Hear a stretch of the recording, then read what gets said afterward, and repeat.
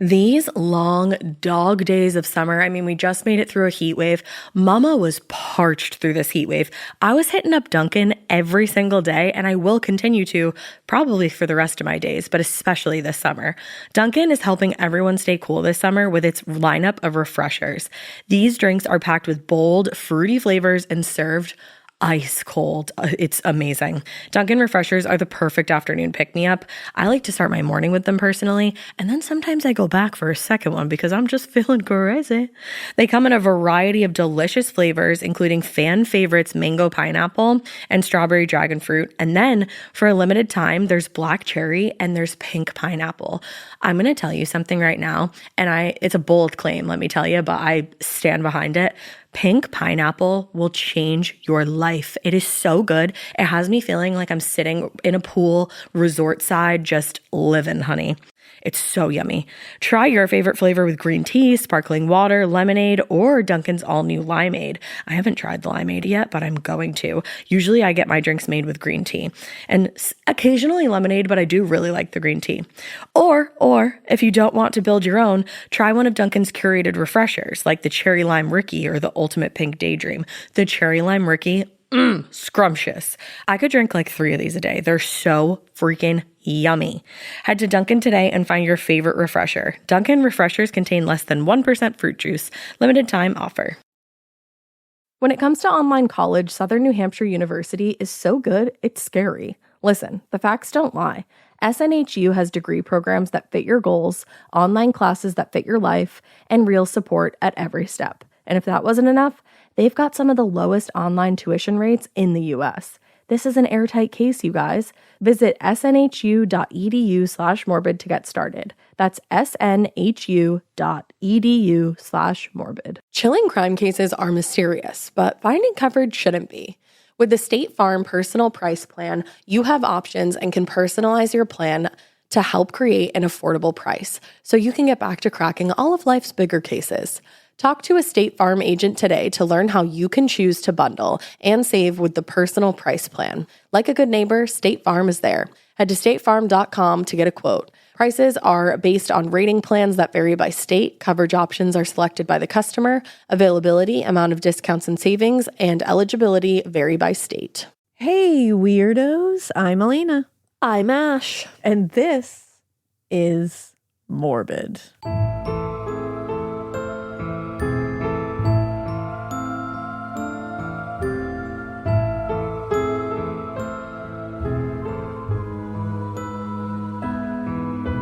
Yay! Morbido.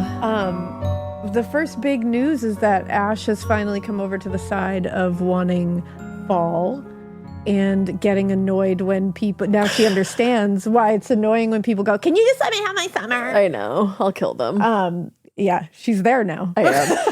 I took Dolores out, my dog. I took Dolores out the other morning and it was like 8 o'clock in the morning and it was so fucking hot out already. And I said, you know what? To hell with this. Yeah. I want to wear a sweatshirt comfortably. Yeah. I want to cozy fall cooking. I have shut your fucking face over there with the cozy fall cooking. I started ordering new Halloween decorations. Yeah. I just want to decorate now. I want my house. Fall is just cozy and I want to be cozy. I'm not cozy. I'm sweaty and I'm tired of being sweaty. And she told me this, and the first thing I said is, now picture someone saying, "Just let me have my summer. Summer just started." And I said, "And how do you feel?" I said, "I'll kill them." And she literally said, "I'll kill them." I'll kill them. I love when that happens. I love when somebody else gets it. Oh, I just want it so bad. And I want my pumpkin drinks. This summer has been too hot, too muggy. Too fucking hot. The bugs are huge. I don't know what's going on. No. I opened my slider yesterday. I wish this was visual just for this one moment. There had to be a bug with wings, mind you. Yeah. 4 inches long and 4 inches thick. What's going on there? No, I don't. It's something hellacious. Something hellacious They're is demons. going on. They're from the Hellmouth. I saw, we went to the Ghost Show in Baltimore, John and I. Have we not recorded since then? I don't think we have. It was fucking amazing. Yay. I'm not going to say anything to give anything away. You got a cool sweatshirt. Yeah, I did get it. I got a Batwing sweatshirt. Yeah, that's fun. I got the girls some things. Oh, you did? Of course. I didn't even see. I met some listeners there. That was fun and cool. I love that. And it was funny because one listener came up like while we were at our seats and was like, hey, and like was like, oh my God, I listened to the podcast. And I was like, girl, I noticed you when you walked in the arena, because she was just wearing like, you know, like when Ghost concerts, everybody's like dressed up. Like, oh, yeah. You know, in wild like ways, cool ways. It's really fun to people watch and like participate. And this girl had walked in and I was like, wow, she just looks phenomenal. Aww. Like, I just like, it was one of those things where you're just like, wow, like, where you're off. Like, you're just like, shit. Girl. Like, I just happened to notice her when she walked in. She had like really pretty hair. And I was like, wow. And so I had said to John, I was like, wow, she looks like amazing. I just like noticed her. And she was the one who came up and was like, I listened to the podcast. Oh, so I was like, girl, I noticed you the second you walked in. Morbid listeners. The most wholesome experience. Stunning everywhere they go. Literally, because eyes went right to her. That's a serve. But it was like a lot of fun. And the reason I'm saying this is because in Baltimore, when I got off the train, I immediately saw one of those lantern flies that like, I think like Pennsylvania got infested with for a little while. Ew. They're invasive, I'm pretty sure. Like they go crazy. Ew. They're kind of cool looking though. I don't want to be invaded by them. Like, I don't want to be invaded, period. So it's like I'm not here to tell you like, oh, it's really cool that you get attacked by lantern flies every year. Wasn't Doug Bradley was talking about that on our ghost episode. It was actually, I don't know if it got cut from like the final. I'm not sure how much of the conversation was in there.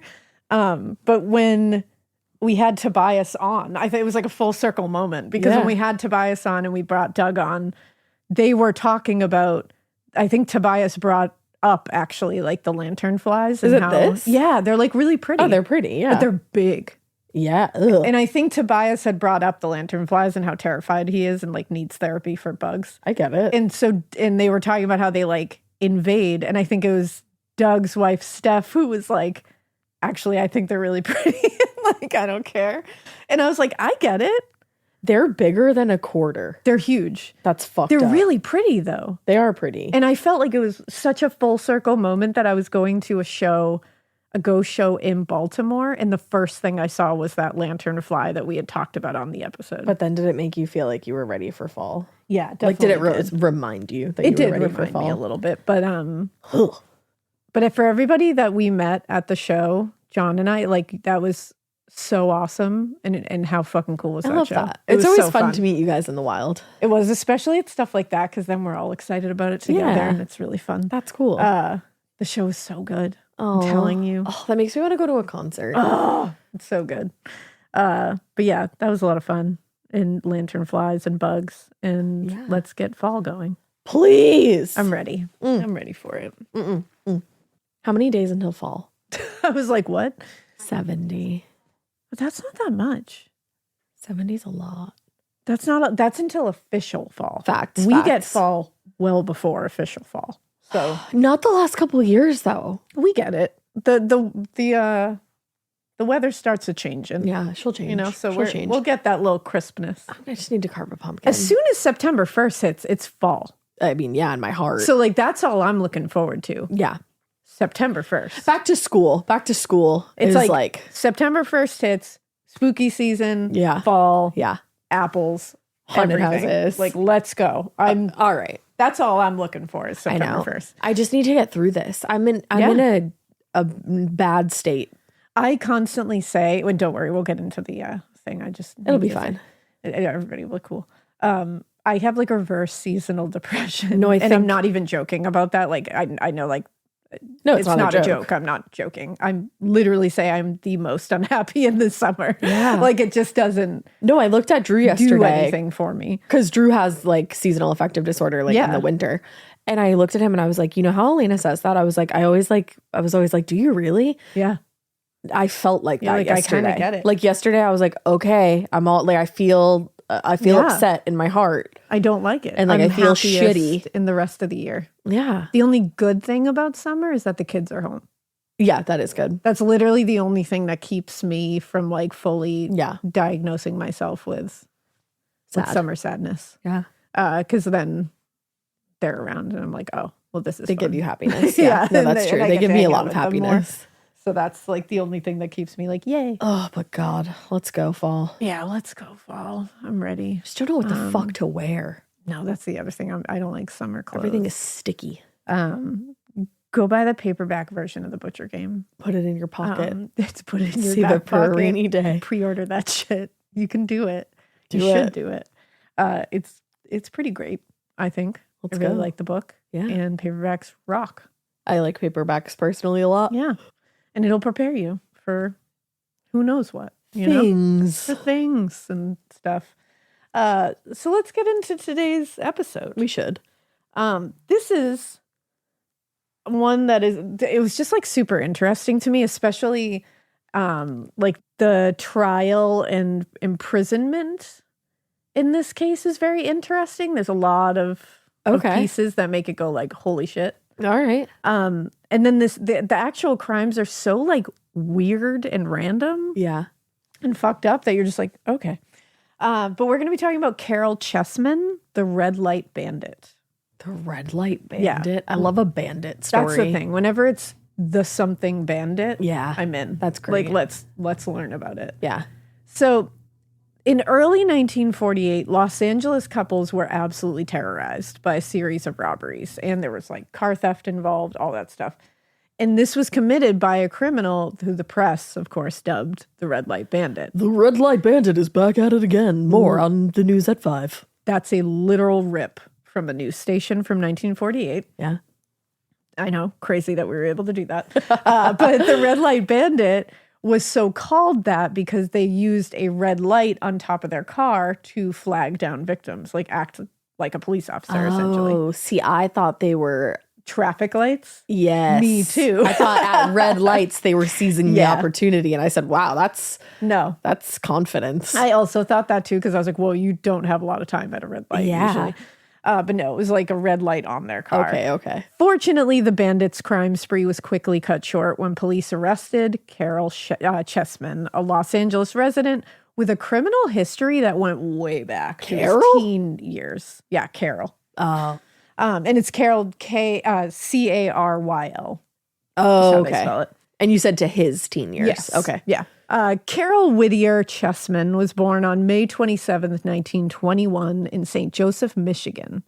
He was born to Cyril and Hallie Chessman. Within 6 months of his birth, the family moved from Michigan to Glendale, California, which must be like a pretty big change. Yeah, I would think so. Although his parents spelled his name the traditional way, actually, Carol, he actually later changed the spelling. Basically, he wanted to avoid, like, you know, the common, what was considered like the female way of spelling it at the time. Because remember, this is The 40s. the 40s. So he changed back it. then, even earlier. Yeah, because he didn't want to be confused, like, you know, when somebody just sees their name. Right. That's his deal. So Caryl Chessman's biography that he wrote, actually, that he had a part in. Biography?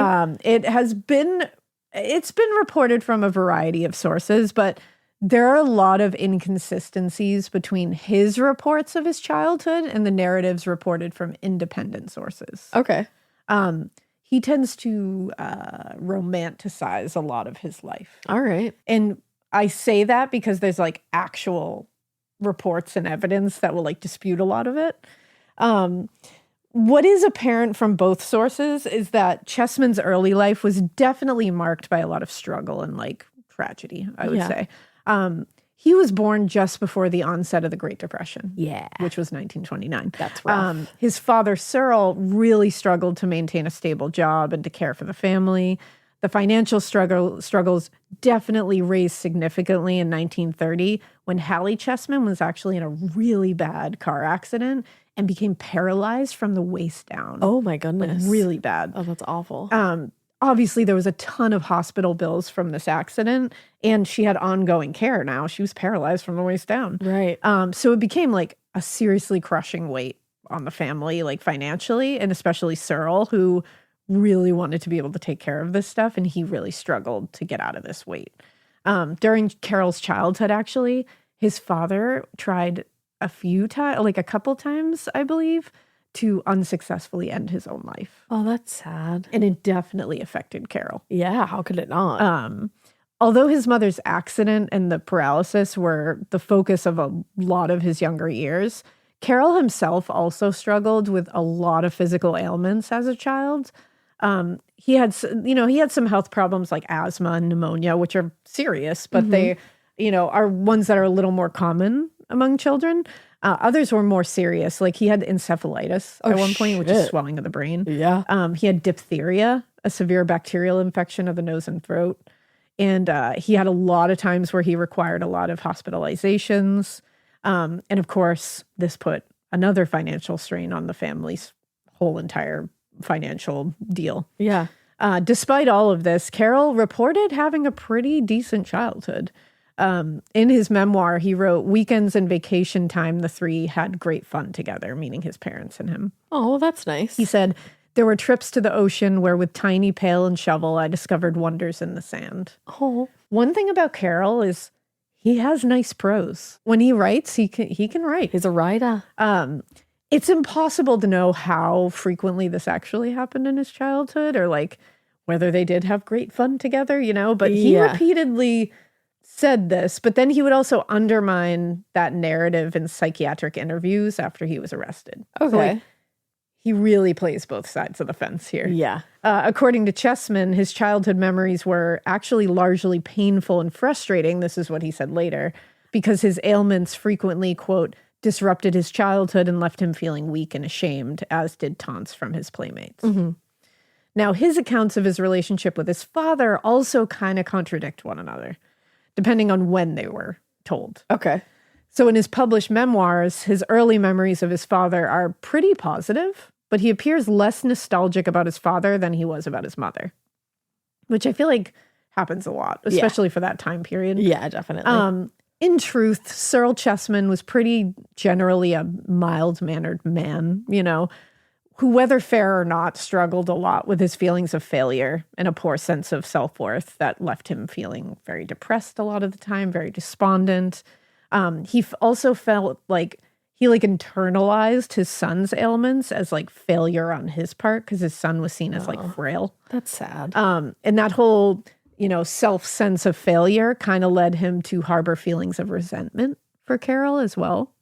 On one occasion, where his father had wrongly apparently believed that he had intentionally hurt his own mother, Caryl claimed that his father repeatedly beat him with a bullwhip.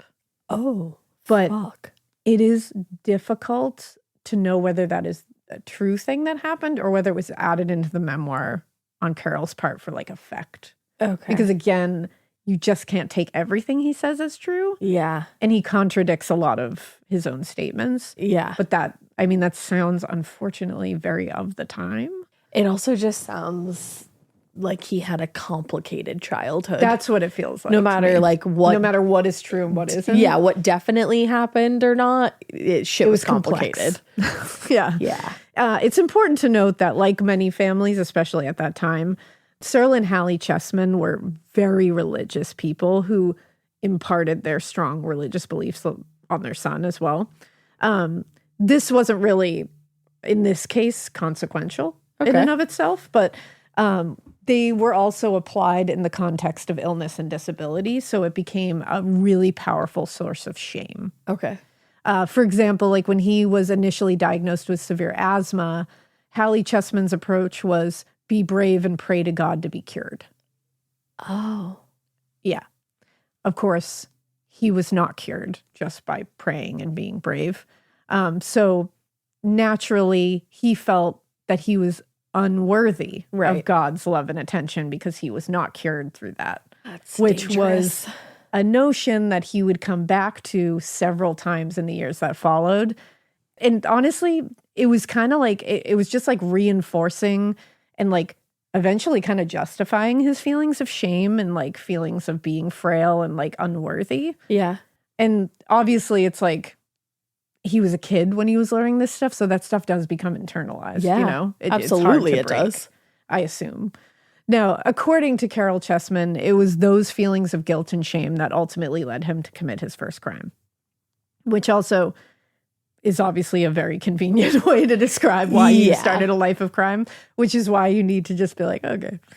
When Caryl was around 14 years old, he returned home one afternoon, and this is horrible. If this is really what happened, this is a horrible thing that happened. Okay. He returned home one afternoon to find his father attempting to end his own life by putting his head in the oven. Oh, shit. Yeah.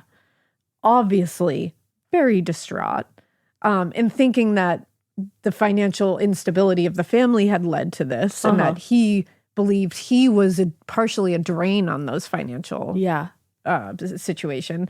He said he resolved to do whatever he could to help support the family after this. In this case, that meant stealing food from the local grocery store to help feed the family. Oh. Which is devastating. Yeah, that's just sad that he felt that much pressure.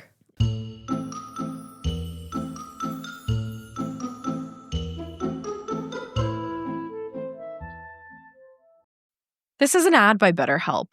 These days, it feels like there is advice for literally everything. Cold plunges, gratitude journals, screen detoxes, this, that, and the other thing. How do you know what actually works for you, though? With the internet and information overload about mental health and wellness, it can be a struggle to know what's true and what actions to take these days.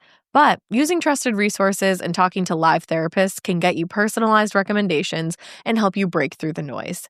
I love therapy. I've tried a lot of different things in my life before going to therapy, and then when I finally went to therapy, I said, dang, I should have done this a long time ago, and I have a feeling you might say the exact same thing. With over 30,000 therapists, BetterHelp is the world's largest online therapy platform, having served over 5 million people globally. As the largest online therapy provider in the world, BetterHelp can provide access to mental health professionals with a diverse variety of expertise. Talk it out with BetterHelp. Our listeners get 10% off their first month at betterhelp.com/morbid. That's BetterHelp, HELP.com/morbid. This is a paid ad by BetterHelp. I happen to be somebody that struggles with people pleasing. So a lot of times I will build things up and up and up and up and up and then kind of get to the point where I'm like, I need to let this out to this person. Even in 2026, that stigma and just stigma in general can get in the way of a lot of things, like getting support for your mental health. Maybe you've encouraged friends to consider therapy while avoiding taking that first step yourself because you're busy. You're worried about what other people might think, or telling yourself that you should handle this all alone. But therapy with BetterHelp, the world's largest online therapy platform, can be a space to slow down and talk through what's been building before it feels unmanageable. Just take a short questionnaire to identify your needs and preferences, and BetterHelp will handle the initial therapist matching work for you. Their industry-leading match rate means BetterHelp typically gets it right the first time. Feel confident knowing BetterHelp therapists work according to a strict code of conduct and are fully qualified. Don't let hesitation hold you back. Find support with BetterHelp. Sign up and get 10% off at betterhelp.com/morbid. That's BetterHelp, HELP.com/morbid. Chilling crime cases are mysterious, but finding coverage shouldn't be. With the State Farm Personal Price Plan, you have options and can personalize your plan to help create an affordable price so you can get back to cracking all of life's bigger cases. Talk to a State Farm agent today to learn how you can choose to bundle and save with the Personal Price Plan. Like a good neighbor, State Farm is there. Head to statefarm.com to get a quote. Prices are based on rating plans that vary by state. Coverage options are selected by the customer. Availability, amount of discounts and savings, and eligibility vary by state. What does feeling safe at home really mean to you? For a long time, I thought it was enough just to have good locks and, maybe an alarm that would make a lot of noise if somebody broke in. But after people close to me were broken into, I've realized that true security takes more. A system that works to prevent that break-in, that violation of your space, from even happening in the first place. That's why I trust SimpliSafe to protect my home and my family. It's about security that's proactive, not just reactive. It's like SimpliSafe is just always staying up to date with the next thing to keep your house the safest place it could possibly be. Most security systems only take action after somebody breaks in, and we all know that that's too late. But SimpliSafe's new Active Guard outdoor protection helps stop break-ins before they even happen. This is some innovative stuff. Monitoring plans start at around $1 a day, and there's a 60-day money-back guarantee. Visit simplysafe.com/morbid to claim 50% off a new system with a professional monitoring plan and get your first month free. That's simplysafe.com/morbid. There's no safe like SimpliSafe.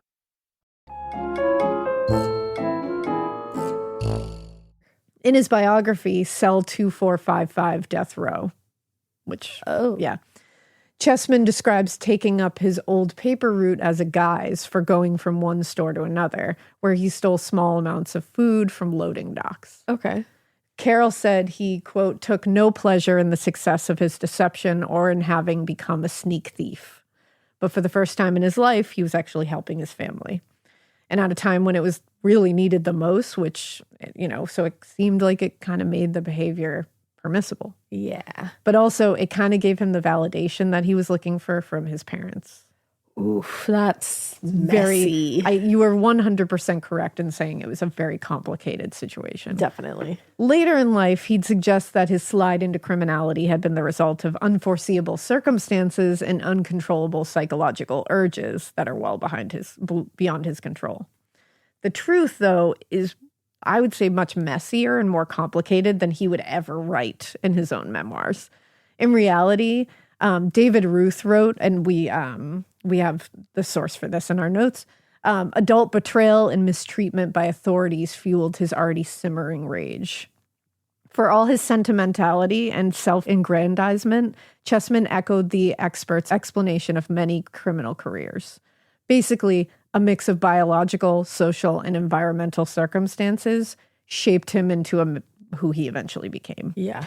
And there were a lot of opportunities for him to change course, but he just simply chose to go down this path. Okay. Like, he really had a lot of opportunities to go down another path, and he didn't choose that. And that's sad. Years later, in an analysis of various psychiatric examinations and interviews with those who knew Chessman as a child, would collectively kind of indicate that he probably would have qualified for one or more psychiatric diagnoses. After he was arrested when he was 18 years old, a psychiatrist wrote that Caryl's, quote, boastfulness is compensation for underlying feelings of insecurity and inadequacy. Yeah, that makes sense. In fact, it seems as though his attitude and poor interpersonal skills were responsible for a lot of the problems that started developing in childhood. According to one classmate, Caryl was, quote, very argumentative in class. He always talked way over people's heads, and he had a superior attitude towards the other students. Ugh. In his own memoirs, Chessman suggested he was an outcast at school because of his frailty and chronic health problems. Maybe it was a mix of both. Independent sources, on the other hand, strongly indicate that the other students didn't like Caryl because of his profound arrogance and generally irritating personality. Yeah. Not because he was frail and dealt with health issues. All right. Now, because he didn't really have strong social supports and good friends, by the time he reached his teen years, he decided to just take up some bad ones because I don't have any, so why not? Okay. Barely into his teen years, he and his friends spent their time, the friends that he did find, spent their time away from school engaging in what probably would have just been described as like juvenile delinquency at the time. Okay, good. Smoking cigarettes, stealing liquor from their parents all the time. They stole cars around Glendale and took them for joyrides. Damn. And then just like abandoned them. Stealing a car is wild work. Which was like kind of a thing. Yeah. Like that like teens would do. Just Grand Theft Auto. And just like joyride them. Yeah. And then just like abandon them or bring them back. That's crazy. Chessman wrote about the joyrides. Having the powerful car under his control wrought a change in him. It opened up, with alcohol's help, a new world, a world a man could conquer and do with it what he pleased. Oh. Which to me, that statement right there, as he pleased, shows you where this is going. Yeah, not anywhere good. No. Like the validation he felt by being able to provide food for his family during the struggling times, the sense of control and power he was feeling through his later criminal acts provided what I guess could be described as like a high. Like it was addictive to him. Yeah. And he couldn't and wasn't gonna deny it. But in the summer of 1937, when he was only 16 years old, he was caught stealing a car. According to a reporter for Time magazine, when he was taken to juvenile hall for booking, quote, he scrambled through a window, jumped into a truck, drove it up to the wall surrounding the place, climbed atop the truck, and escaped over the wall. I like that when he got picked up for Grand Theft Auto, he just Grand Theft Auto'd again. His way out of there. Like, what? He said, you can't get me. He said, I'm just going to do the same thing to get out of here. Oh, man. Unfortunately for him, he was quickly rearrested a few hours later when he was caught looting a drugstore in the middle of the night. What the fuck? Inexplicably, he had piled the store's entire supply of cigars into the middle of the floor and soaked them in whiskey bottles, smashing the glass all over the floor. Oh, my God. Yeah.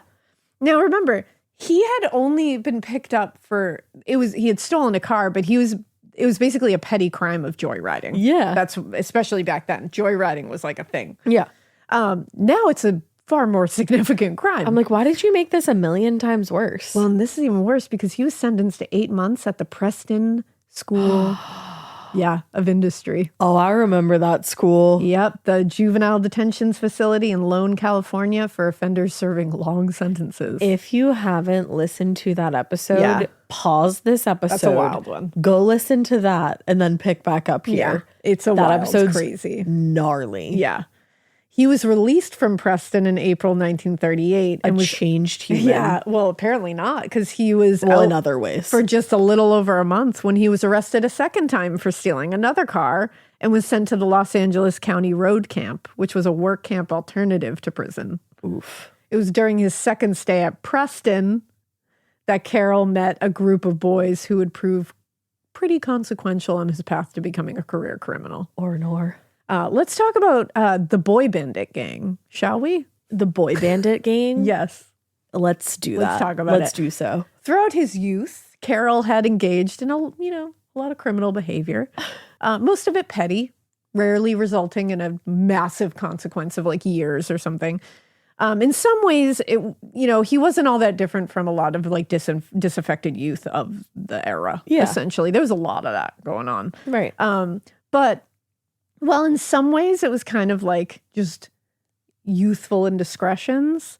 The social and cultural reaction to juvenile delinquency had changed during the Depression years, and those youthful indiscretions were now being taken much more seriously. People didn't have time for their shit Yeah, anymore. they didn't have time for that shit. So we've been through a goddamn depression. It's true. So the change in how the Americans, and the American system conceived of juvenile crime was it was related a little bit to the larger movement for prison reform that started like decades before this. Because for the first time, children came to be seen as distinctly different from adult criminals. Until that point, children who were convicted of crimes were generally thrown into adult prisons and just dealt with that. Oh. Like teens were just thrown in with like 50-year-old hardened criminals. That's no bueno. Yeah. By the late 1920s and early 1930s, reformists had succeeded in establishing, separate laws and punishments for juvenile offenders. That's where the Preston School of Industry came about, where they were treated more like they were supposed to be treated, more like children in need of help than criminals deserving of massive punishments. Yeah. While this may have done a world of good for at-risk youth, a gentler approach to punishment did very little to discourage unrepentant young criminals like Caryl Chessman from committing crimes as children and then just going on to do it as adults. It also just wasn't much of a different approach. No, it really wasn't. So while serving his second sentence, Chessman met a group of other young offenders around his age. This included Robert Polak, Andrew Rutledge, and Gordon Klee. Like Caryl, these young men had come from lower middle-class families, and by the time they met in the fall of 1939, they had already committed like a ton of petty crimes. Yeah. Like just between them, they had just a mountain of petty crimes. They were just doing crimes. Just criming. Upon their release in early 1941, the four young men, along with a fifth unnamed young man, formed the Boy Bandit gang. I wonder how long it took them to come up with that. They sat there and Should they were we like, call what ourselves? They were formed for the sole purpose of committing armed robbery. So we've upped the ante. Years later in his memoir, Caryl Chessman claimed that despite the full participation of others, the idea for the gang was his and his alone. Okay. That was it. He wrote, "My glib tongue talked them into the ways of banditry. I accept full responsibility since I dreamed it angrily into existence." Banditry. Again, I say, beautifully written. Yeah. I dreamed it angrily into existence. That's Fuck. That's good shit. What a waste. I know. Like, truly a waste. You could dream better shit into existence. Yeah, you could have happily. dreamed a lot of beautiful shit into existence if you weren't such an asshole. Why didn't you do that, man? According to Chessman, the gang was never very successful when it came to their goals. He wrote, "Our efforts were not crowned with conspicuous economic success." He said, we didn't make a lot of money. Almost from the beginning, we ran into more trouble than money, even though clicking perfectly as a team. Like all aspects of his life, his descriptions of his boy bandit gang escapades are a mix of like faux humility, a lot of boasting, and like the smallest dash of honesty. Yeah, like we actually weren't that good. So it's a little But tough. we were perfect. Yeah, we were perfect though. We were fucking well-oiled machine. Super great. His descriptions of the gang's early activities make them sound like a band of practiced criminals. You know, spending days studying their targets, developing detailed schedules, learning their routines, like so high tech. Yeah.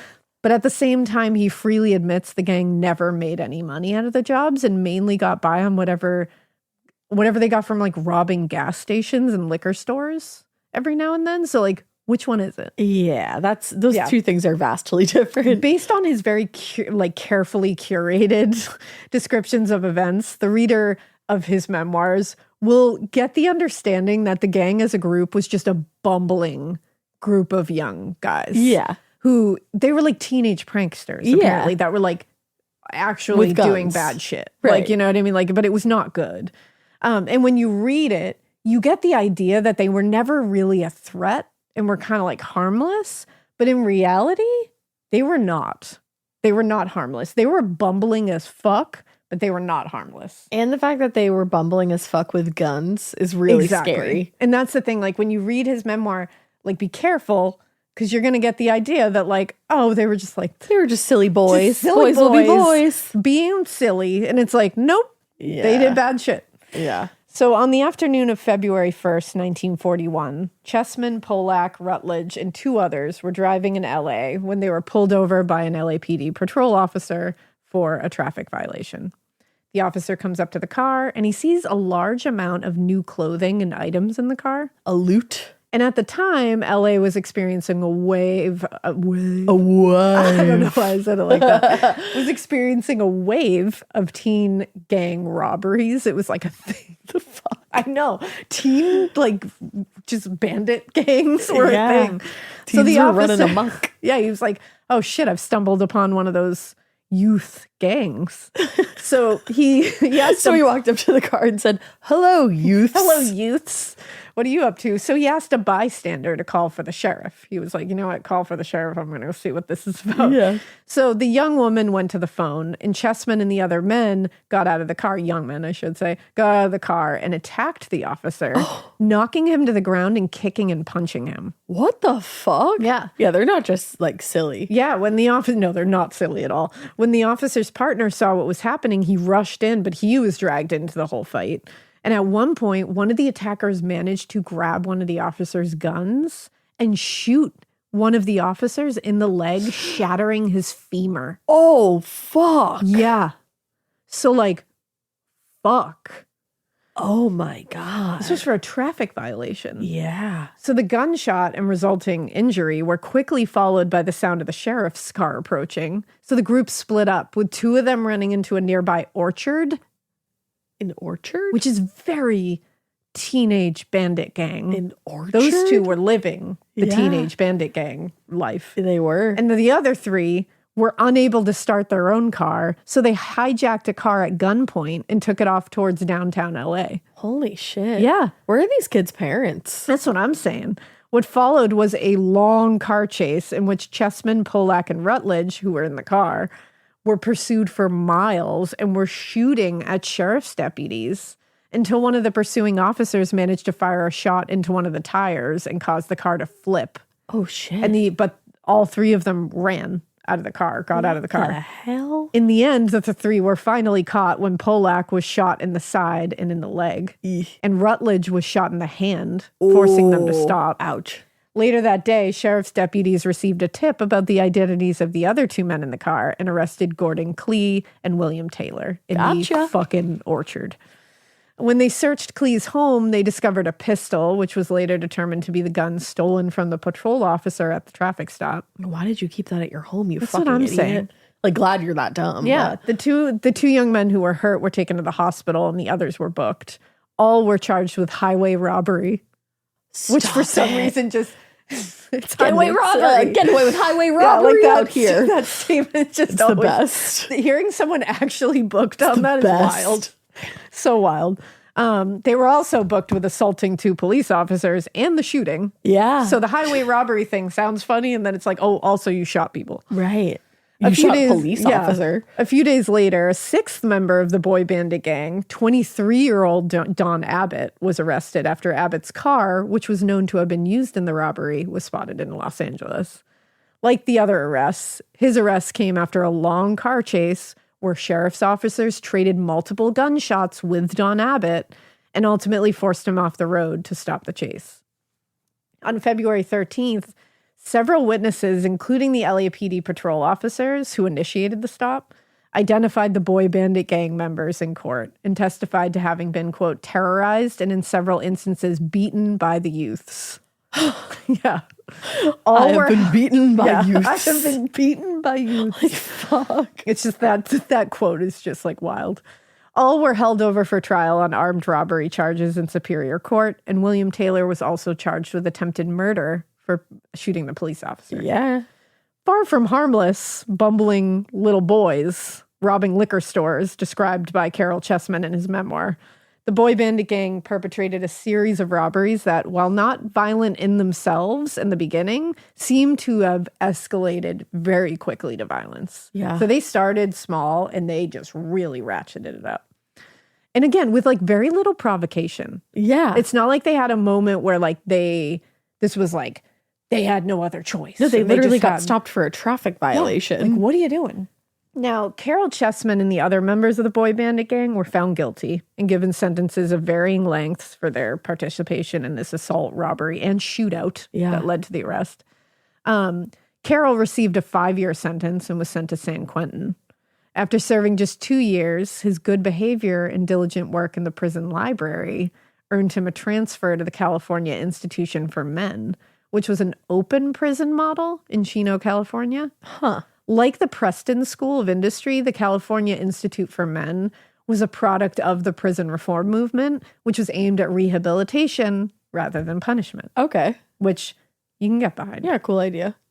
As the nation's first minimum security prison, inmates had considerably more freedom, were provided with job training and other life skills in a less like restrictive and punishing and more supportive environment. Okay. Which for like smaller time criminals, support. Yeah, Like, I totally. think, yeah, like why not? Just as he had done at the Preston School years earlier, he used the relaxed attitude and minimum security environment to his advantage. And in late August 1943, he escaped from the California Institution for Men. He was on the run for 2 weeks, and he was arrested at a motel in Glendale on September 3rd. And he claimed, this is what he claimed, that he, quote, suffered an attack of amnesia while serving as an airplane watcher at the institution, and that his first recollection, therefore, was when he found himself running through an orange grove near Upland. What? Yes. Qua, if you will, When that explanation didn't work. weirdly failed to convince the warden and the district's I attorney. love weirdly failed. Did It's not- so yeah. it's so crazy. I don't know. So they're tough. They're tough Yeah, I there. guess so. You know, he had another story, though. He changed his story. Oh, And he claimed he had, quote, run away only because he was hell-bent on carrying out a plot to kill or kidnap Hitler.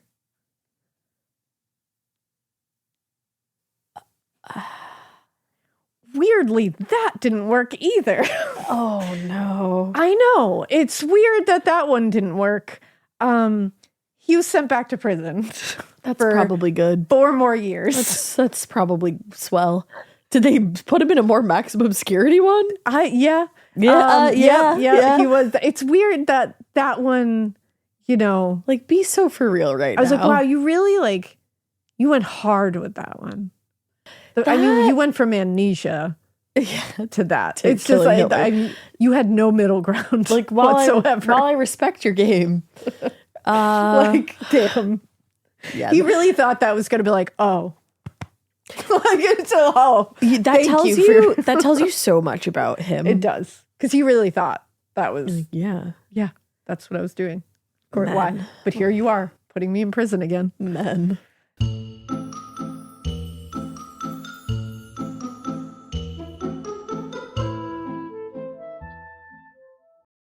Everybody knows there are things they can do to reduce monthly costs and improve their finances, but who has time to go through all their expenses and decide on what to trim? With Rocket Money crunching the numbers for you, leveling up your money game gets way easier. Rocket Money is a personal finance app that helps find and cancel your unwanted subscriptions, monitors your spending, and helps you lower your bills so that you can grow your savings. Rocket Money shows you all of your expenses in one place, including subscriptions that you probably forgot about if you're anything like me. If you see a subscription that you don't want anymore, Rocket Money will help you cancel it. Their dashboard lays out your total financial picture, including bill due dates and paydays, in a way that's super easy to digest. You can even automatically create custom budgets based on your past spending.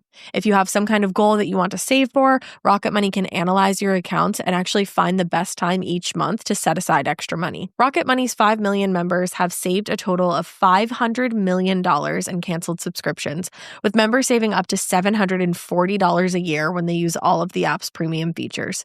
Cancel your unwanted subscriptions today and reach your financial goals faster with Rocket Money. Go to rocketmoney.com/morbid today. That's rocketmoney.com/morbid. rocketmoney.com/morbid. This part of the show is brought to you by Anua, the Korean skincare brand known for scientific, gentle, yet effective formulations. The latest from Anua is the Retinol Collagen Gua Sha Cream, a firming cream with a gua sha-shaped tip built right in. Have you guys heard of gua sha? It's that viral massage tool that moves fluid and tension out of your face. Less puffiness, a snatched jawline, honey, more definition in your face. Retinol firms and reduces fine lines, and collagen keeps your skin plump and structured. This cream has both of those things, arguably the most optimal combo for that snatched, lifted look all in one step. I am obsessed with the Gua Sha cream. First of all, it feels so cool to the touch when you put that on your face. It's just like, this is lovely. It's like a little spa treatment that you can give yourself. I like to do mine at night after I get out of the shower. I rub the cream on my face with the little gua sha. I'm sculpting that jawline, honey. I got it on the cheekbones. And actually, I had a facial the other day, and the lady doing my facial, the professional, she said, "Do you use a gua sha at home?" And I said, "I do." And I said, "How did you know that?" And she said, "I didn't have those little like bumps in my chin or like different areas like that." So she could tell that I was using the gua sha. And I said, "Oh my God." I just feel like I wake up less puffy in the morning when I do it the night before. But you can do it whenever you want to. I, 10 out of 10, recommend this product. The Anua Gua Sha Cream Value Set is available at anua.com, already discounted. Use code MORBID for an extra 10% off. That's ANUA.com, code MORBID. Getting scared is one thing. Getting a thrill is, well, you want more of those in your life. The Genesis GV70 is built to thrill, baby. A thrilling yet elegant design always makes driving the GV70 an exciting adventure. Its powerful athletic stance screams performance and turns heads. Everybody's looking at you, girl, or boy, or whoever. Command the road and experience a class-leading standard 300 horsepower. Oh my God. Plus, discover the different dynamic drive modes for all different terrains. Choose between the different terrain modes for whatever road conditions you may encounter. The Genesis GV70's award-winning technology and performance lets you drive with comfort and drive with confidence all at the same time. It's an exciting SUV with intuitive tech that can make your ride smooth even when the road isn't. And its blind spot cameras allow you to see what's next to you. It's like having eyes on the side of your head. That's pretty iconic. Its performance, by the way, is measured not only in power, but in how it makes you feel confident, sexy. The Genesis GV70. Learn more at genesis.com and feel the GV70.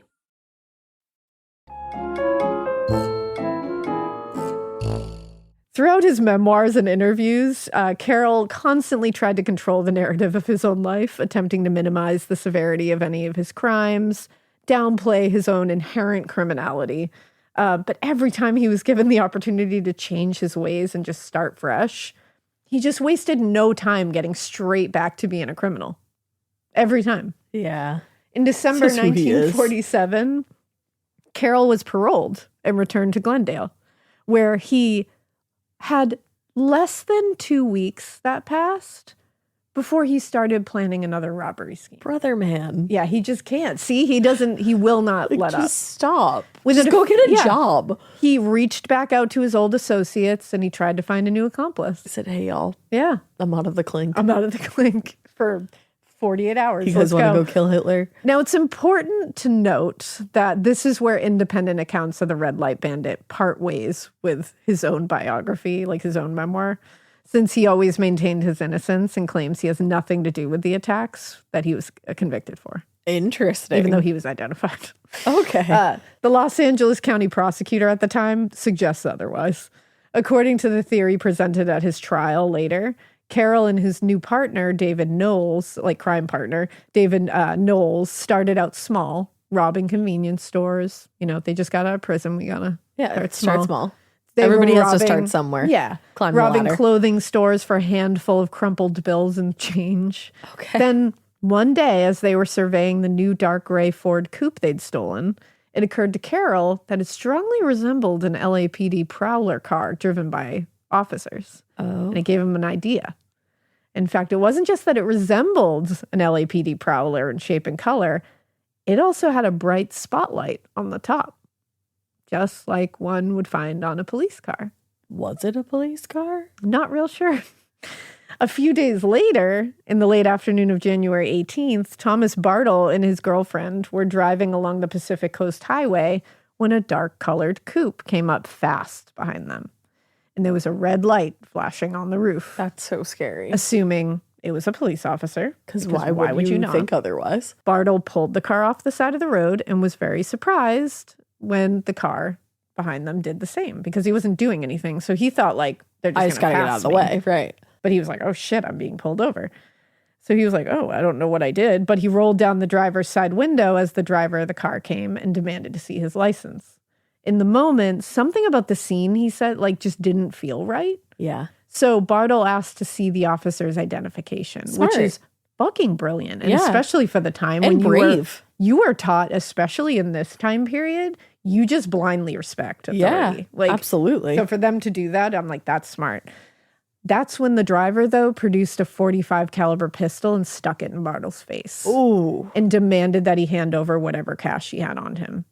So the couple between them only had $15. So he gave them all the money. The man jumped back into his car and drove away, Wow. which would be the weirdest interaction in the entire world. Also, all that fucking trauma for $15. Yeah. Later that night, the bandit was out on the streets again looking for another easy score. That evening, Floyd Bellew and his girlfriend Elaine Bouchard were parked on an isolated service road near the Rose Bowl. Just as before, a man in a dark gray coupe pulled up beside the car, and the red light was like shining right through there, like blinding them essentially. But the bandit this time did not bother with the pretense of being a police officer and instead just produced a gun immediately Oh. and shouted, "This is a stick up. Hand over your dough or I'll blow your brains out." Oh my God. Yeah. So Bellew wasted no time doing as he was told, handing over about $20, and the bandit left the scene again. Okay. The next day, the news of the back-to-back robberies in the same evening made headlines around Southern California, of course. And this is when the press dubbed the robbery the Red Light Bandit. Okay. So given that no one was hurt in the robbery, the papers reported the incidents with like a lot of enthusiasm and sensationalistic flair, you know, like just being like, haha, silly bandits. But little did they know the bandit was just getting started. So the next night, Jarnigan Leah and his girlfriend Regina Johnson were parked along an isolated road in the Hollywood Hills. And that's when a dark gray coupe pulled up alongside them with the red light. The bandit stepped out to the driver's side, and Leah saw an average-looking man holding a .45 caliber pistol, and his face was covered by a handkerchief.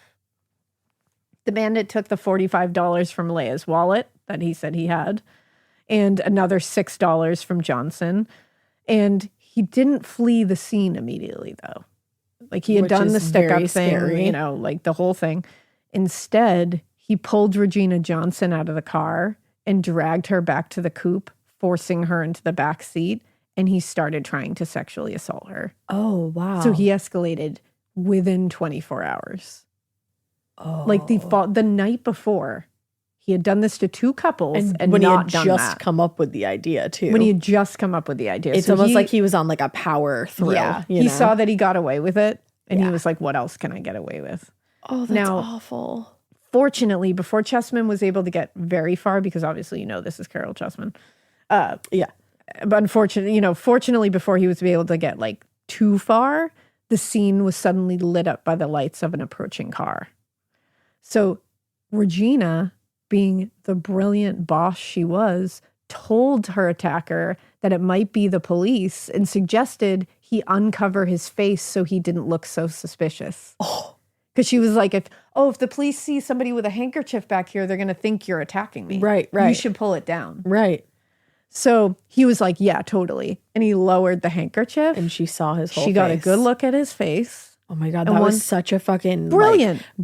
but also such a bargain because Yeah. you've seen his face. Exactly. That makes it even more You're dangerous. just hoping that it goes the way you want it to. Yeah. Once the car had passed, Caryl Chessman let her out of the car and left the scene. Wow. And they went straight to the sheriff's office and reported the robbery and the assault. And now enough to give them a Yeah. lot of information. Now, the press covered this and weirdly made no mention of the attempted rape of Regina Johnson in the coverage. What the fuck? Just said another Red Light Bandit. That wasn't tasteful. Yeah. Now, after the attack on Leah and Johnson, Chessman drove around for a few hours until just after midnight, when he spotted another car pulled off the side of the road. After pulling up behind them and flashing the light, he went up to the driver's side and flashed a beam, like a flashlight beam, into their eyes. When he reached the car, he found that there was only one man in it. So he robbed the driver of $1 $1? and then left. Yeah. $1. Mm-hmm. He's thinking this is another couple. Yeah. And he gets one guy with $1 on him. Yikes. So he went quiet for like 2 days. And then he headed out on the streets again on the night of January 22nd. This time, he went back out to the Hollywood Hills, where he had attacked Leah and Johnson a few nights earlier, and quickly found another couple parked on a lover's lane overlooking the city.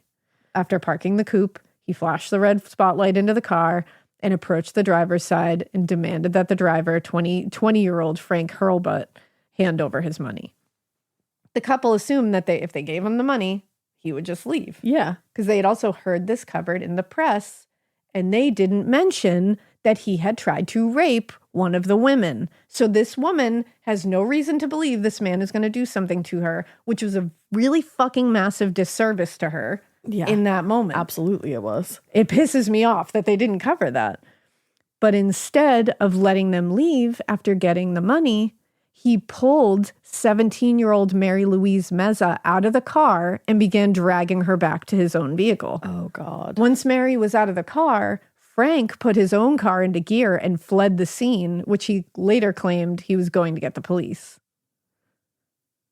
But that must have been a really horrifying sight for his girlfriend to see. I'm going to keep my comment to myself. And this is even weirder. When Caryl Chessman saw Frank leave the scene, he jumped in the front seat with Mary still in the back seat and started chasing Frank through the Hollywood Hills. What? When he finally managed to catch up, Caryl tried to force the other car off the road, but only managed to get his own car stuck and allowed Frank to escape.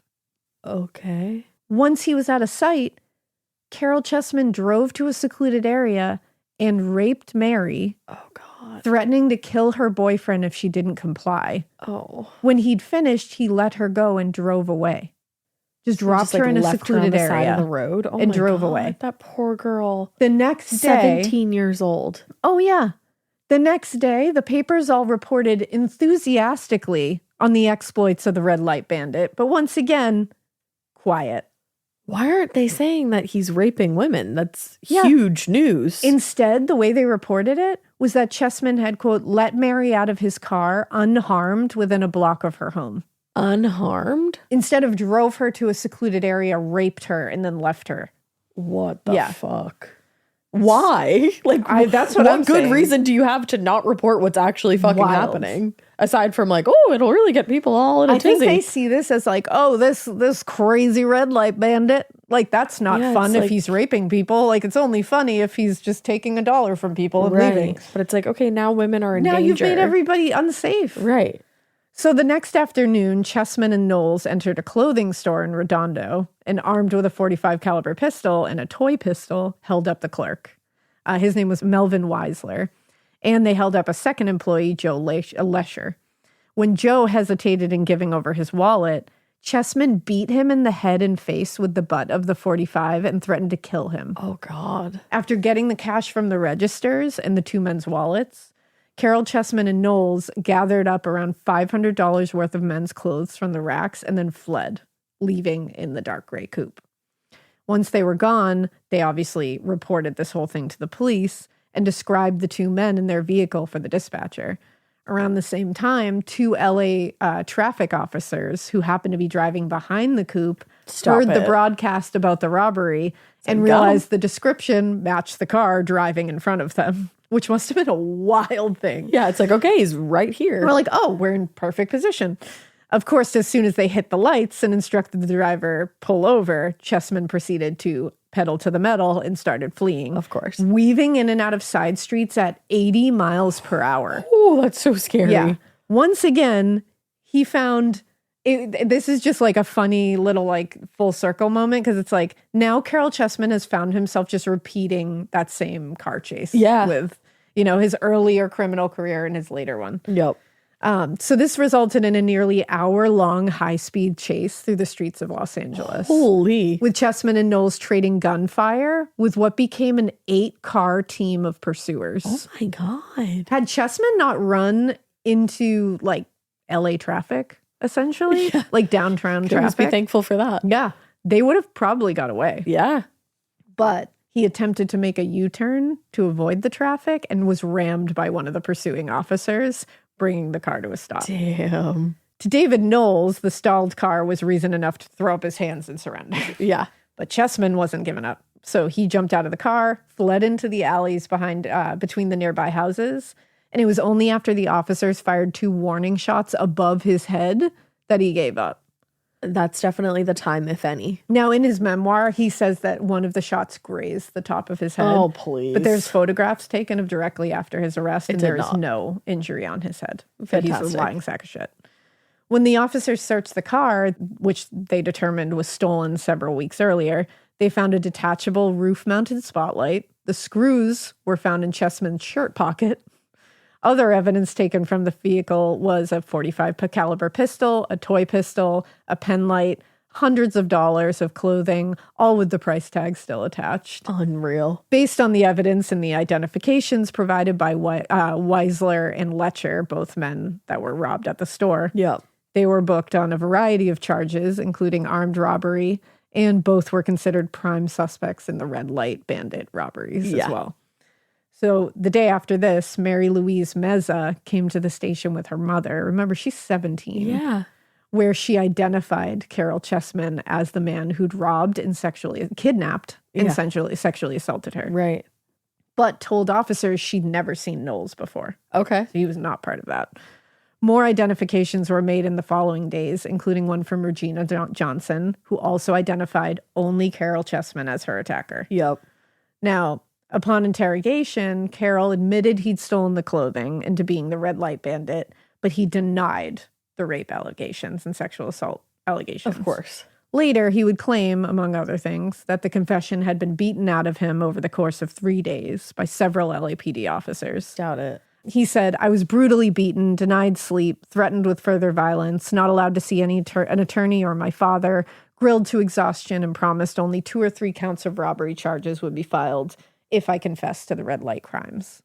Now, I don't think it's like a hidden fact that the LAPD has a long and unfortunate history of employing tactics. This is true. Are brutal. This is true. Especially when it comes to extracting a confession. Mm-hmm. Can't get away from that. Nope. In this case, though, the evidence doesn't really support his claims. just like the shot of like the warning shot above his head that he said grazed his head. Yeah. There's photographs that prove that's wrong. Well, they also had so much evidence that it doesn't seem like they would really even need a confession to bring this anywhere. Well, and there was a lot of photos taken of him after his arrest. And he was fine. And during this interrogation and after. If he had been beaten and abused as severely as he claimed to be, you would see. There would be some marks. Yeah. And there was no marks on him. And this is way back in the 40s. Like, they didn't retouch the photos, Exactly. And they weren't really shying away from leaving marks on criminals back then, especially. Right. So the fact that he didn't have marks on him was pretty wild. Obviously, I wasn't there, so I don't know. But the evidence points in the direction that he's a lying sack of shit. Yeah. He's also a rapist, so I don't really care what he says. That's the thing. So it's like, regardless of the denials, in late January, Caryl was indicted on 18 counts, including robbery, kidnapping, and rape. On March 12th, both Chessman and Knowles appeared before a judge in Superior Court and pleaded not guilty, and a trial date was set for April. By his own admission, Caryl had a very difficult time finding a lawyer who was willing to take his case. I mean, I could understand why. Yeah, I mean, they had a lot of evidence tying him to the red light cases, including the light itself and several victims Not that the had light identified itself. him, like the red light. They said, babe, we actually have the red light. Yeah, we have that. Most lawyers he spoke with told him they could try to get him a decent deal and keep him from getting a life sentence, but none believed they had a chance at acquittal. That makes sense, yeah. Unfortunately, as far as Chessman was concerned, a total acquittal was the only acceptable outcome. Okay. So, with the trial date coming up, he made the universally unwise decision to represent himself at trial. No! Yeah. That really is universally unwise. He later said, "A courtroom and I were not strangers. I was familiar, generally, with the rules and evidence, and although acquired informally, I possessed a working knowledge of criminal trial procedure." So he may have thought he was familiar with how a criminal trial worked, but when the trial began at the end of April 1948, he showed himself to be less than prepared to be a lawyer. I always think about like the confidence that it takes to say, I'm going to represent myself in court. And it's like, when you really sit down and watch a trial and all the formalities and all the proceedings that take place, it's like, you're not equipped to do that if you don't have a background in law. You don't. You're just not equipped. There's a reason that the LSATs exist. Are fucking hard as fuck. Yeah. There's a reason like that people like are losing their minds studying for that. And it's like, it's so insulting too to like actual lawyers who have gone through the process. Yes. And it's like, I know I am not adequately equipped to fully educate my children in a way that a teacher who went to school for this can do. I would love to be able to do that. I know I'm not, though. But it's the same energy. It's the same energy. And just like with that, there are so many people that think they are. Oh, 100%. That they are equipped to do that. That they can do the job. And can do better. And there's people who make the effort to actually become able to do these kind of things. Like that is absolutely a thing. But there's people who just think they're better. Like Caryl Chessman saying, I'm going to represent myself because I've been in a court of law before. Yeah, that's crazy. Is me saying I can teach my kids. Because I went to school. All the shit because I've been in a school before. Yeah. It's not the same thing. No, it's like not. I have not been a teacher before. It's not. It's crazy. Like people take years sometimes to get cases ready. Absolutely. Years. It's not easy. No. So it's a real fucking gamble, dude. And it's a bad one. Yeah. But sometimes it just becomes such a farce. A fucking farce. That's the thing. And it becomes a circus and it draws away from like the shit that actually happened and it can make. Yeah. And then the victims' families have to sit there and watch this fucking idiot try to bumble his ass through a whole trial. And when they just want to get to the end, like you see it so many times and it's like, these people, they should just be told, shut the fuck up. They should. You take what you can get.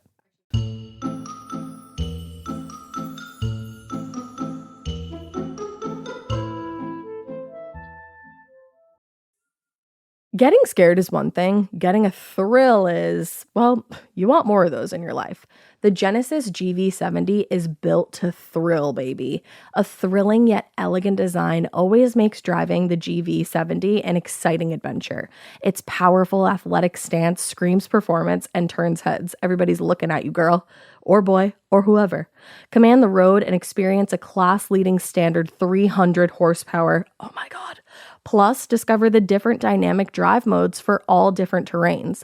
Choose between the different terrain modes for whatever road conditions you may encounter. The Genesis GV70's award-winning technology and performance lets you drive with comfort and drive with confidence all at the same time.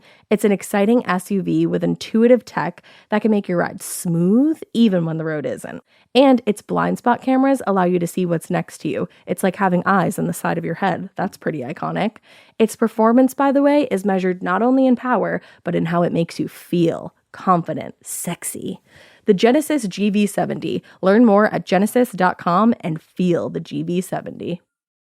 This episode is brought to you by SoFi, the all-in-one finance app where you can bank, borrow, and invest all in one place. Let's talk about bank accounts for a second. The average bank savings rate is 0.39% in interest. You're earning pennies on your savings, and it doesn't have to be that way. But with SoFi's high-yield checkings and savings, the money barely making moves sitting in your savings account can earn over 8 times the national average savings rate with eligible direct deposit. No account or overdraft fees. We love transparency. You can get your paycheck up to 2 days early, plus get up to a $300 welcome bonus when you sign up with eligible direct deposit. Sign up for SoFi checking and savings at SoFi.com/morbid. SoFi checking and savings is offered through SoFi Bank, N.A., member FDIC. Terms apply.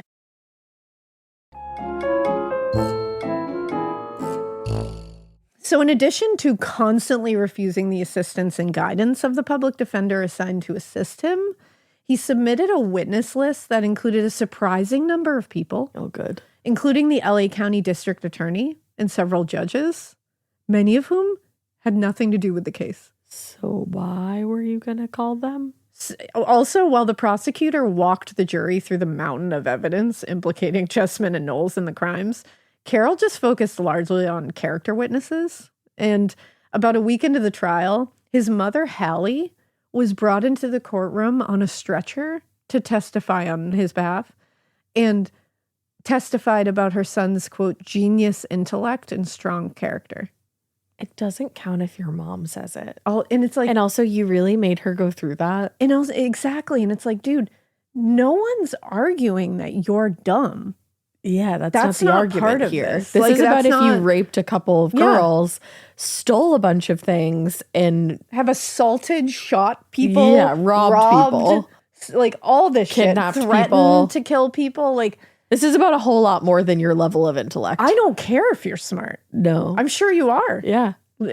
Clearly not smart enough to not make those choices, to not be doing that shit. It's like, I don't give a shit if you're a genius. That doesn't make it okay. Yeah.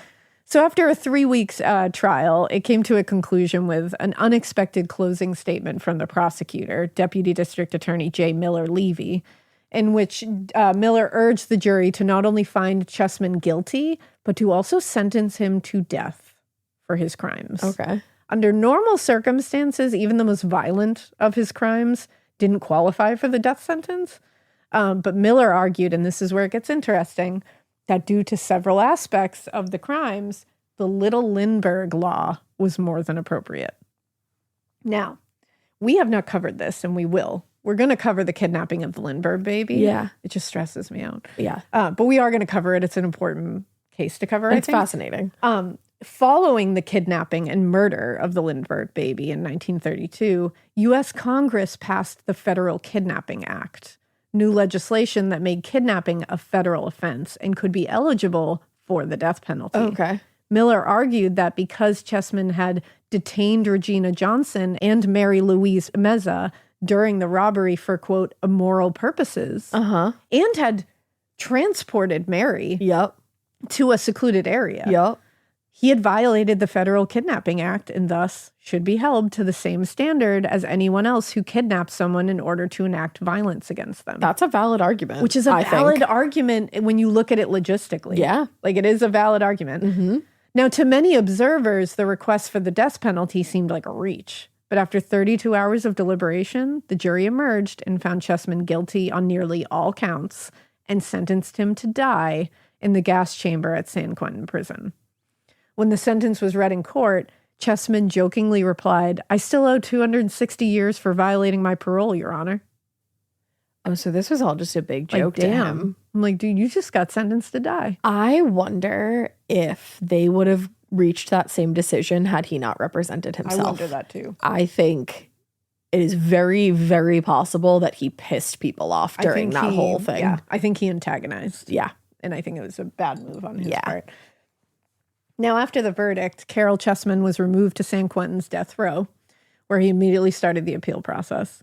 David Knowles, meanwhile, was also found guilty of all but the rape charges and was spared the death penalty because it doesn't apply. In that. 2 years later, in 1950, Knowles' convictions were reversed upon appeal due to the lack of evidence tying him to the crimes that he was tried for. The lack of evidence? Yeah. Pretty wild. I thought there was a mountain of evidence. Definitely against Chessman. I think Knowles was less. There was some room for and I guess wiggling. He was just along for the ride. And then who knows who was holding the real gun and all that and how they were able to argue that in the appeals. Yep. Now, by the time he had been sentenced to death, Caryl Chessman had already made something of a name for himself in amateur writing. He had published a few essays about his life in small magazines. The strange and what some saw as inappropriate application of the death penalty in his case also served to build upon this public persona for him, because he seized the opportunity and started writing his first memoir, Cell 2345, Death Row. Beginning in the 1950s, the nation was starting to rethink its approach to criminal justice and called into question, among other things, the moral, ethical, implications. There it is. I was like, what is the word I'm looking for? Of the death penalty. Yeah. In that sense, Carol's case came at a pretty politically useful time for him and his supporters and opponents of the death penalty in general. It really all kind of like went together. Given the circumstances of the crimes and the ways in which those crimes had been punished historically, the application of the death penalty in this case, a lot of people thought was cruel and unusual punishment, which I can see that side. Yeah, I get it. In his writing, Caryl took advantage of the moment, framing his life story as one that he had been let down by the authorities in his life and by a system that was supposedly put in place to help him reform his criminal ways. But again, remember, this isn't his first rodeo. He was given many times to reform his criminal ways. He was sent to places to specifically reform. For that. And he escaped. Shit in their face, escaped, and then 2 weeks out of there was already starting his new thing. So that's not valid. So regardless of how you feel about the death penalty, it's like him saying like that is just bullshit. Yeah. Now, quoting a recently published article in Time magazine, Caryl Chessman wrote, "Too many institutions," quote, "had become infused with the rot-producing idea that the salvation of the individual, and so of society, depends upon conformity and adjustment." He, on the other hand, thought that he was the real embodiment of the American spirit, a man who longed to be free and had simply been abandoned in the rush towards progress. I think it's a little more nuanced than that. You rape people. Yeah.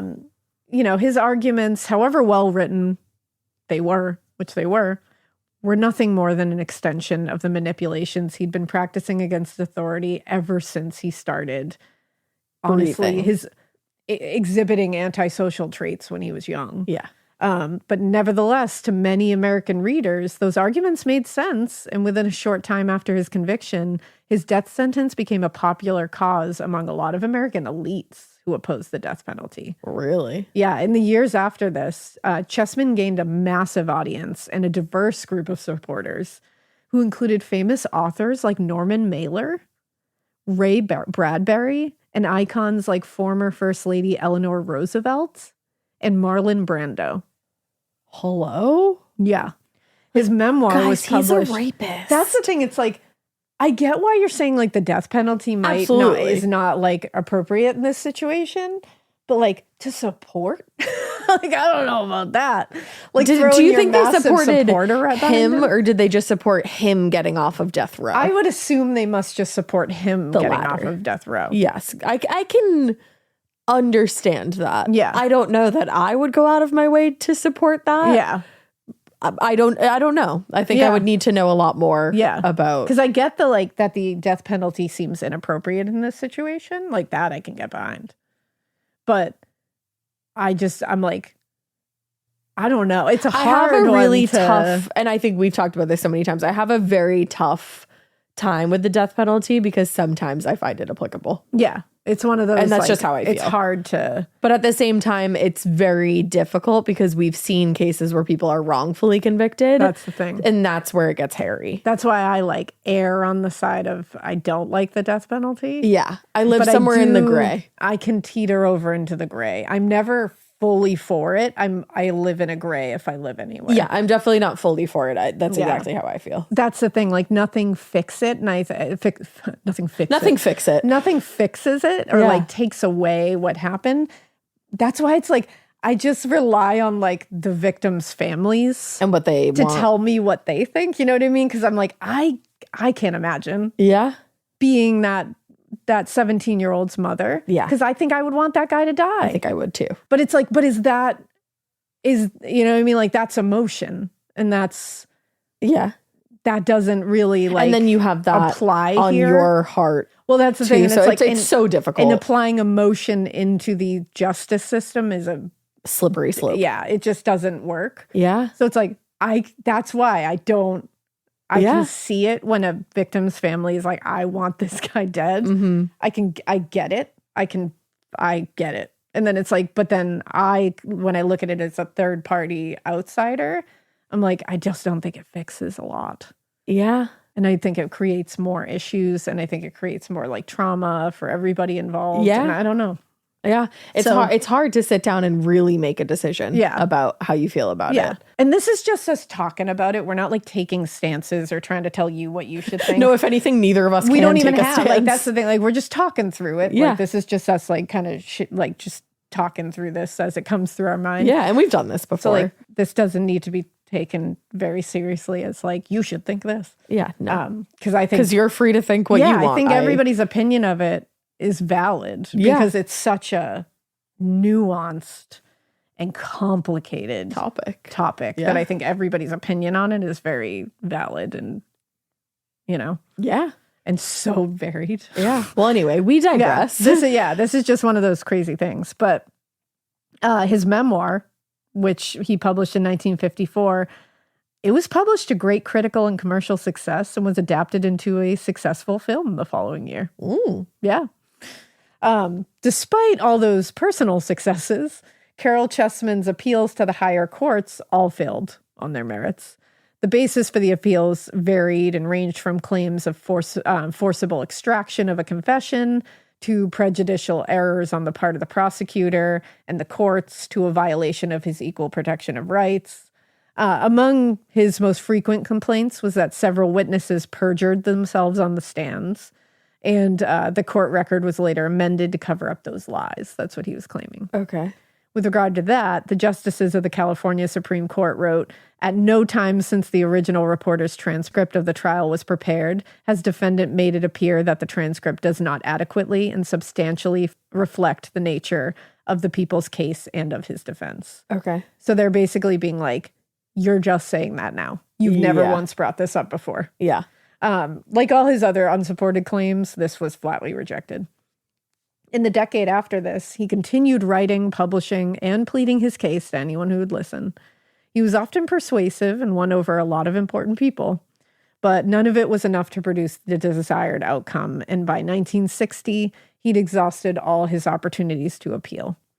On the morning of May 2nd, 1960, after 12 years of fighting, Caryl Chessman was executed in the gas chamber at San Quentin Prison and was pronounced dead a little past 10 a.m.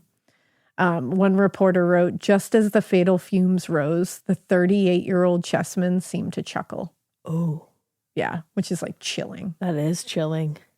In a pretty cruel twist of fate to end this story, just after he was pronounced dead, the warden at San Quentin received word that the state Supreme Court had decided to impose a stay of execution for Chessman while they considered a habeas corpus argument. It gets worse. That morning, a secretary for the justices rushed to get in contact with someone in a position of authority at the prison, but she accidentally dialed the wrong number and was unable to reach anyone. By the time she realized the mistake, Chessman had been executed. Oh. And this is why I can't get behind it. They were about to give him a stay. Oh, to at least look into another argument. Like, it's just like, oh, shit. That's... Yeah. Wow. And then after he was executed, he was cremated. And he had requested that his ashes be sent to Forest Lawn Cemetery to be interred with his parents. Yeah. But the management at the cemetery refused to inter him because of the crimes he had committed. So they were instead interned at Mount Tamalpais Cemetery. I'm sorry if I said that wrong. Until 1974. And then they were disinterred and scattered off the coast of California. Huh. So an interesting end. A very interesting end. I did not see that coming. Dialing the wrong number is clerical errors are diabolical. Diabolical. Truly diabolical. Like, you got like that poor girl. Yeah. Probably thought about that every day for the rest of her life. That's rough. Which also sucks because he's a rapist at the end of the day. Yeah. But like, that's a huge mistake. Yeah. That's why it's so, like, I just bounce right back and forth between a gray and an against. Yeah, it's tough. I can't. Oh, we could talk about it all day. We could talk about it all day. Oh, yeah. Yeah. Wow, that's a lot to wild process. Story. It really is. Yeah. In the grand scheme of things, I really just feel so horrible for the two women that he assaulted and the men that got went held through up. the trauma And dealt with the trauma. and had to deal with their girlfriends at the time being kidnapped and assaulted. Those who did deal with it. Those who did deal with it. Exactly. Wow. Yeah.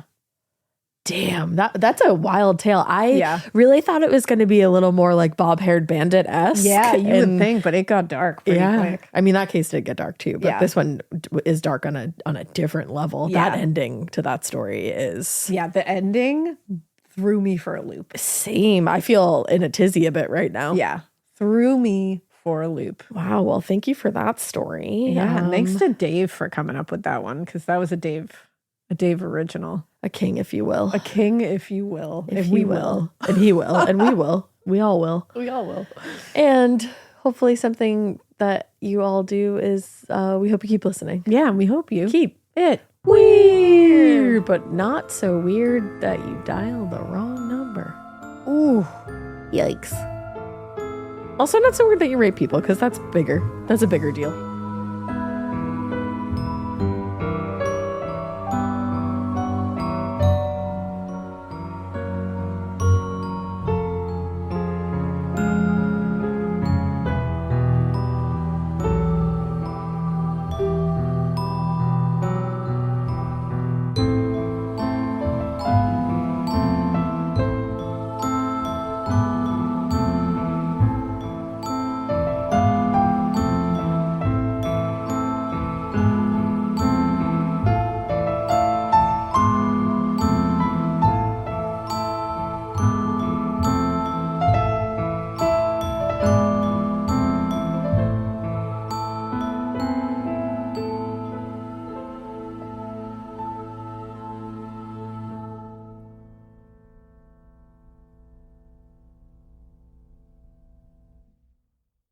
Hi, I'm Angie Hicks, co-founder of Angie. One thing I've learned is that you buy a house, but you make it a home. For decades, Angie's helped millions of homeowners hire skilled pros for the projects that matter. Angie, the one you trust to find the ones you trust. Find a pro for your project at Angie.com. Stitch Fix. Stop shopping, get styled. A+ on the outfit, Miss Turner. You are about to slay parent-teacher conferences. Oh, these? Just the most perfect fitting jeans my stylist sent me. Oh, hello, you, who didn't set one foot in a mall and still looks amazing. anything? Just share your size, style, and budget, and your stylist sends personalized looks right to your door. Stitch Fix. Get started today at stitchfix.com. To my stylist, this look is dedicated to you. Thank you. Thank you.